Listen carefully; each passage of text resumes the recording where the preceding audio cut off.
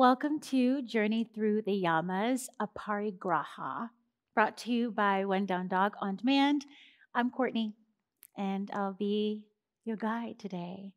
So, just so we have a basic understanding, the yamas and the niyamas are the first and second limb of the eight limb path. This is a path that is outlined in the Yoga Sutras, which I always say is just kind of like the handbook to yoga, if you will. It describes what yoga is, why we do yoga, what are the benefits of yoga, what are some of the challenges that we might face on our yogic journey, and how we can either avoid them or surpass them, right? Move through them. The eight limb path is this path to our highest and best self. It's this path to bliss, to liberation. Many say enlightenment, which, sure, I'm a believer. Are you? So the first and second limbs really kind of lay out the moral code. It's the framework with how to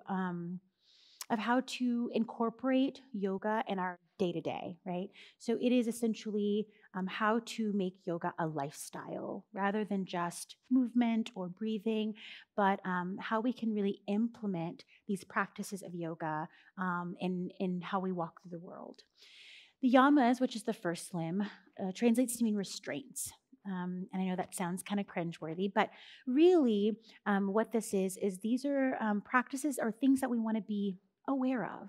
We just want to heighten our awareness around some of these habits and tendencies that we might have, just being human, right? A part of the human experience is that we fuck up a lot, right? And we just try to do better. So really, the yamas are just these things that we want to kind of be wary of and really think about as we kind of walk this yogic path as we are on this journey. We are on the final yama. The first was ahimsa, non-harming. The second is satya, truthfulness. The third is asteya, non-stealing. The fourth is brahmacharya, moderation. And now we are at aparigraha, which is non-grasping. So a lot of people get confused between asteya and aparigraha. And I always say that asteya is really about not taking more than you need, and aparigraha is about not hoarding more than you need. So aparigraha is really this practice of releasing those things that we no longer need, those things that no longer serve us, right? Creating space for newness, right? Inviting new things in. It's such a human thing to want to hold on, right? To really attach ourselves to people, to things, to experiences that we really think define us, right? Define us and the story that we tell, right? But some things are just holding us back, right? Some things are just creating a heaviness and blockages. And so Aparigraha is about release. It's about letting go. Some great ways to practice Aparigraha in your life is releasing. So purging, right? Going through your closet and getting rid of things that you just don't wear. Those skinny jeans that you're like, I will never wear again, but I'm just holding them because, like, why not? Let somebody else have them, right? Going through your refrigerator. This is a practice that I do quite often. And just like really cleansing, right? Getting rid of those things that you just don't need any longer.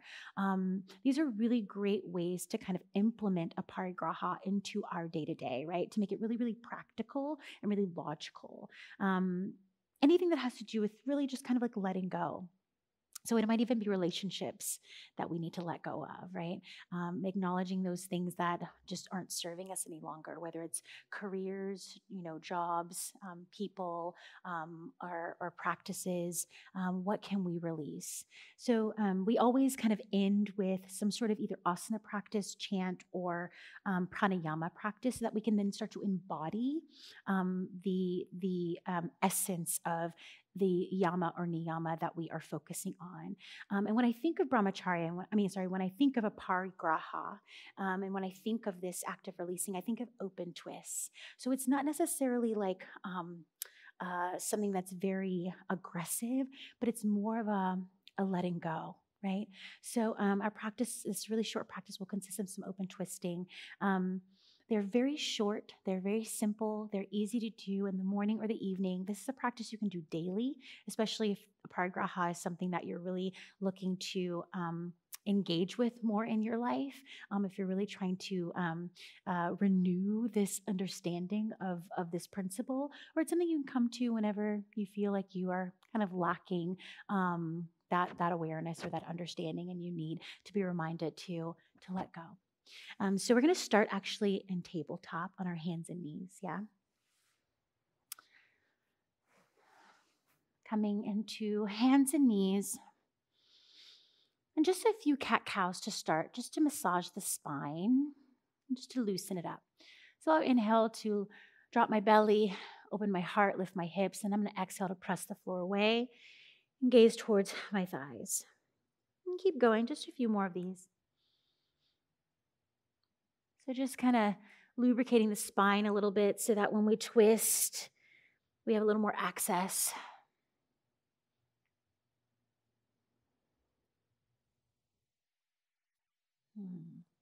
You can always come from tabletop into our lunge, but I'm actually going to move from downward facing dog. So if you want to join me, you can tuck your toes, lift your knees, and come into downward facing dog. You can always pedal out the feet a little bit. Again, if you're staying in tabletop, just be there.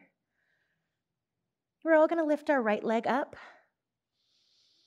and then place the foot in between the hands. So again, you can always do this from tabletop. You can lower your back knee or keep the back knee lifted. Today, I'm going to keep my back knee lifted. I'm going to inhale to lengthen my spine. You can always place a block underneath your left hand, and I'm going to twist to reach my right arm up to the sky. So I'm twisting away from you, but you see what's happening here.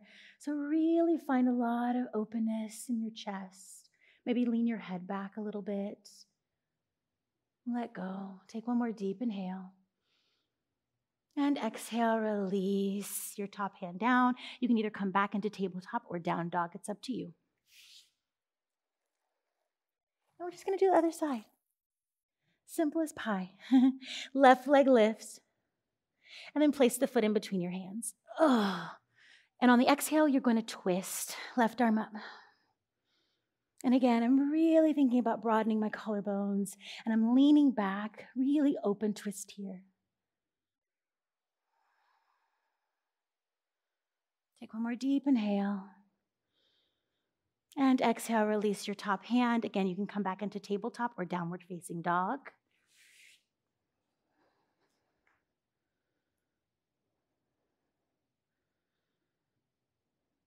Drop your knees if you are in down dog. And then we'll all come to our seat. Swing your legs around. Place your feet in front of you. So some of you are going to want to go hip width distance. I like to go a little bit wider, feet as wide as the mat. And then bring your arms inside your legs and grab your ankles. So I can show you from the front, like so. Pull your heart forward. Inhale your right arm up. I'm mirroring you now. Exhale, release your right hand behind you. A nice open twist. Lean back. You have enough. You are enough. Reach the arm up and release. Come back to center. We're just going to do the second side. Inhale, reach your left arm up. And exhale, twist to the left.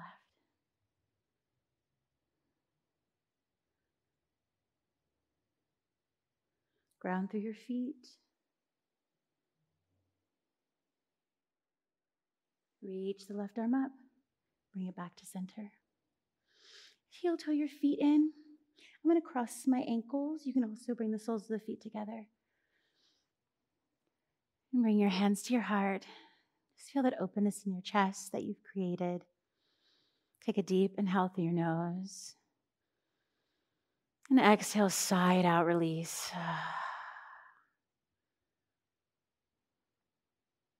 Namaste.